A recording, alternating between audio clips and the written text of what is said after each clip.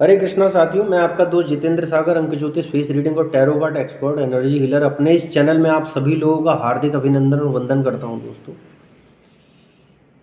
कर्ता करे न कर सके, गुरु करे सो होए, 8 भवन 9 दीप में गुरु से बड़ा ना कोई। जो आदि हैं, अनादि हैं और पृथ्वी के हर तत्व में विद्यमान हैं, ब्रह्मांड की सारी ऊर्जाओं के स्वामी हैं, देवों के देव हैं, नाथ हैं और पूरे संप्रदाय में सबके स्वामी हैं, महादेव हैं। ऐसे नाथ के चरणों में दास का कोटि कोटि नमन और बारंबार प्रणाम।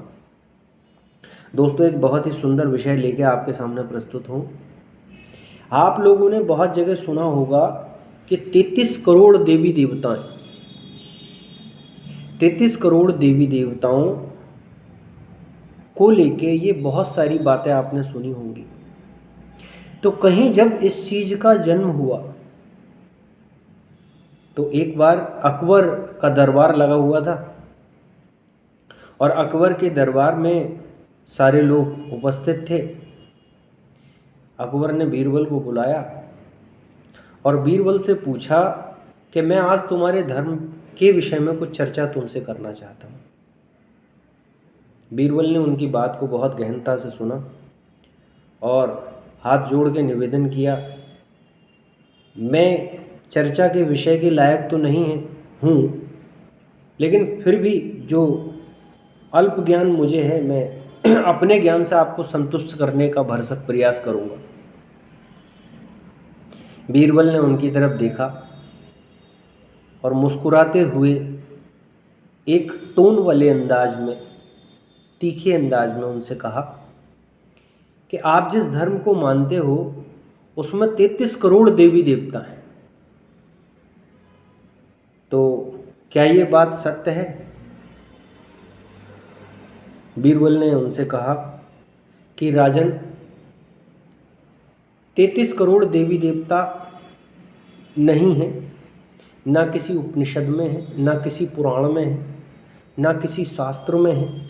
ये तो कथावाचक, जो कथावाचक है, जब उसने अपनी लेखनी लिखी तो उसने अपनी लेखनी में कोटि को करोड़ लिख दिया। यानी टोटल ब्रह्मांड के जो देवता हैं वो 33 कोटि देवता हैं। उन 33 कोटि देवताओं की अगर मैं बात करूं तो जिसमें 11 रुद्र हैं, 8 वसु हैं, 2 अश्वनी कुमार हैं। इस तरीके से ये हमारे 33 कोटि देवता होते हैं और यही 33 देवता देवी तत्व हैं। इसमें यही 33 कोटि देवता पूरे ब्रह्मांड को चलाने में पूरी तरीके से परिपूर्ण है। तो बीरबल ने उनकी अपनी बात जब राजा अकबर के सामने प्रस्तुत की, अकबर बहुत चक्के रह गए और उन्होंने कहा कि ये संसार में लोग इस तरीके से जो बखान कर रहे हैं और चीज़ों को प्रस्तुत कर रहे हैं वो क्या है। तो बीरबल ने बहुत संतोषजनक उत्तर देते हुए उनसे कहा कि प्रभु, ये सारा संसार जो है वो भ्रम है और भ्रम से पर्दा हटाने के लिए कहीं भी इस संसार में एक चीज़ का होना लाभकारी बताया गया है। वो क्या है? गुरु।